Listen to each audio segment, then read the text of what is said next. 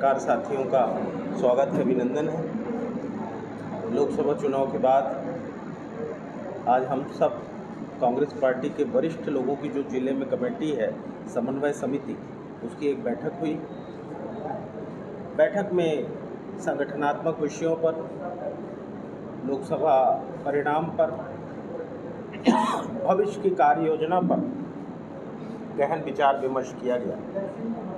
सभी हमारे समन्वय समिति के सदस्य पूर्व विधायक सुखेंद्र सिंह बन्ना, वर्तमान विधायक श्री अभय मिश्रा जी, हमारे मऊगंज जिले के सम्मानित अध्यक्ष हमारे पद्मेश भाई, शहर के अध्यक्ष लखनलाल खंडेलवाल जी, ग्रामीण के मंत्री रवि तिवारी जी और शहर के संगठन मंत्री सज्जन पटेल जी, रमाशंकर सिंह जी, त्योथर के प्रत्याशी पूर्व विधायिका विद्यावती जी, लक्ष्मण तिवारी जी, शीला त्यागी जी, सभी लोगों की उपस्थिति थी।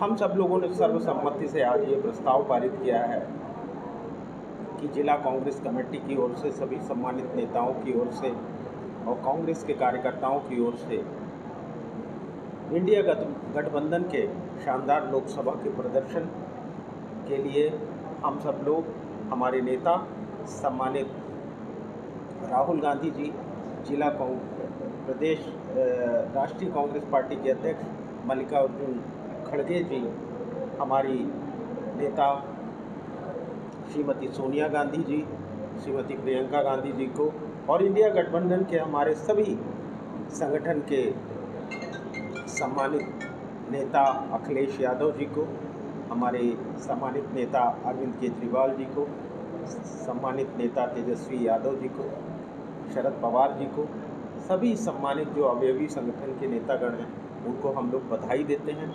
और जिस तरीके से उन्होंने भारतीय जनता पार्टी के खिलाफ संघर्ष किया, तमाम राजनीतिक हथकंडे जो भारतीय जनता पार्टी अपनाती है, तमाम किस्म के जो दबाव प्रशासनिक तरीके से संस्थाओं के द्वारा, संवैधानिक संस्थाओं के द्वारा डाले गए, इसके बावजूद जिस तरीके से इंडिया गठबंधन ने प्रदर्शन किया वो सराहनीय है।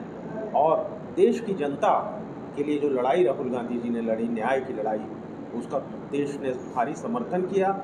अगर आप अंदाज करिए तो एनडीए गठबंधन को अगर 42% वोट मिला है तो इंडिया गठबंधन को भी 40.22% वोट मिला है। हम बराबर की लड़ाई में थे। ईडी, सीबीआई जैसी संस्थाओं के दुरुपयोग, चुनाव आयोग को जिस तरीके से गुलाम बना के रखा, चुनाव आयोग के दुरुपयोग के द्वारा जितने षड्यंत्र हुए, इसके बावजूद जनता ने इंडिया गठबंधन को स्वीकार किया। इसके लिए हम सब अपने नेताओं को हार्दिक बधाई देते हैं और आभार देते हैं।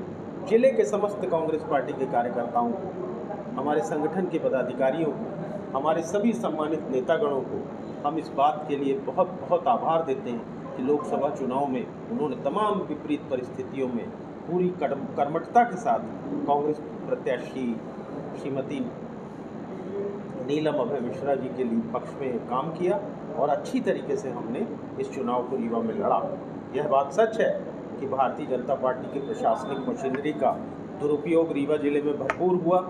ये बात से इनकार नहीं किया जा सकता कि मध्य प्रदेश में कहीं न कहीं चुनाव का ईवीएम और इलेक्शन मशीनरी के जरिए कोई न कोई मैनेजमेंट अवश्य है जो मध्य प्रदेश में प्रभावी है, जिसने हमको विधानसभा में भी नुकसान किया, प्रत्येक विधानसभा में 20,000 मतों का, और लोकसभा में भी उसका हमको नुकसान हुआ।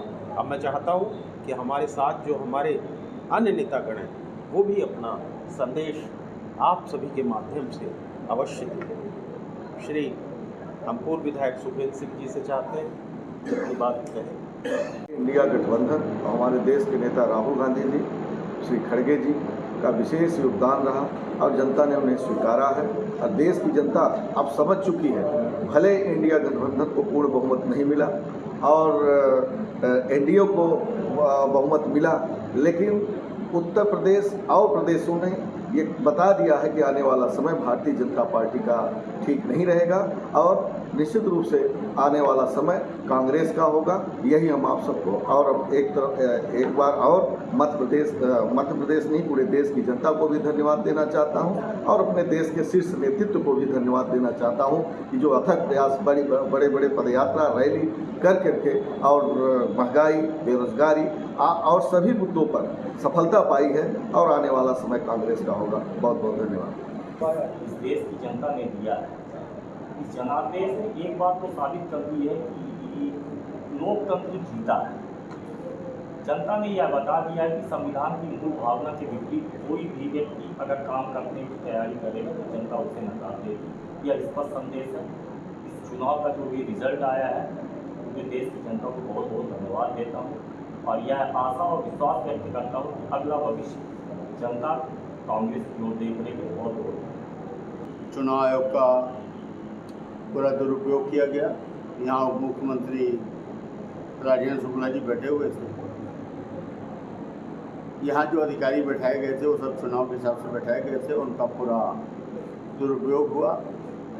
आप लोगों को मालूम है कि काउंटिंग के 3 दिन पहले लिखित शिकायत की गई थी कि 2 घंटे 19 मिनट लाइट गुल करके और ईवीएम से छेड़खानी की गई है और वो बाद में सच साबित हुई।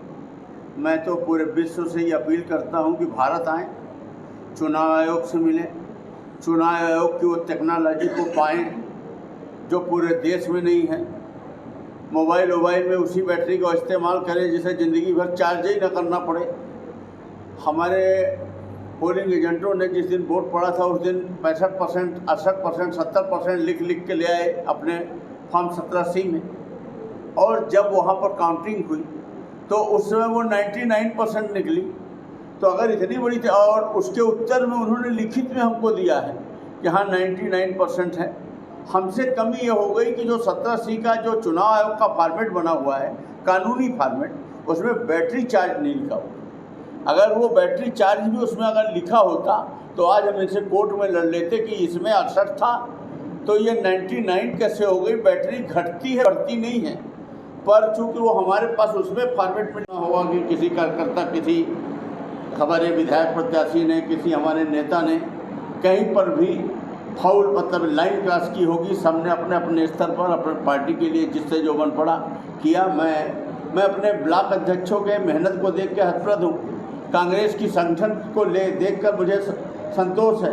हमारे रवि तिवारी संगठन मंत्री ने मेरे लिए क्या मेहनत की है। हमारे जिला अध्यक्ष राजेंद्र शर्मा जी ने चुनाव को कैसे लड़ा मैंने अपनी नज़रों से देखा है। मुझे तो जितना काम बता दिया गया था, जैसे बन्ना जी को बता दिया गया था वैसे मुझे बता दिया गया था। मुझे समझिया दे सौंप दिया गया था और ये बोल दिया गया था कि आपको केवल इतने ये 365 सभा करनी है। मैंने उतनी की। कब एजेंट बन गए, कब क्या हो गया, कहाँ कार्यक्रम हो गया, कब राहुल भैया आ गए, कब जीतू पटवारी आ गए, कब बन्ना जी का कार्यक्रम हो गया, मुझे नहीं मालूम। ये सब पार्टी संगठन ने काम किया और मैं इस बात के लिए जीत हार जीवन का एक नियम है, कोई बात नहीं। हम आगे और बेहतर प्रयास करेंगे। हमें इस बात का संतोष है कि हमारी पार्टी एकजुटता की ओर बढ़ रही है और हम निराश नहीं हैं। ठीक है, ये कब तक सब कुछ गुजर जाता है, ये अंधेर गर्दी भी एक दिन गुजर जाएगी, कभी न कभी खुलेगी और जिस दिन ये ईवीएम का तमाशा बंद हो जाएगा उस दिन वास्तविकता सामने आ जाएगी। जहाँ 68% में मशीनें चार्ज है वहाँ हम जीत रहे हैं, जहाँ 99% है वहाँ हम हार रहे हैं। ये सब क्या है? मेरा इतना ही कहना है, आप सबका सहयोग बना रहे। हम निराश नहीं होंगे। हम पूरे ज़िले में लगातार दौड़ा करेंगे। जिन लोगों ने हमें वोट दिया है, जिन कार्यकर्ताओं ने हमारे लिए मेहनत की है, उनका मन नहीं तोड़ने देंगे। हम इकलौते अभी यहाँ से विधायक हैं।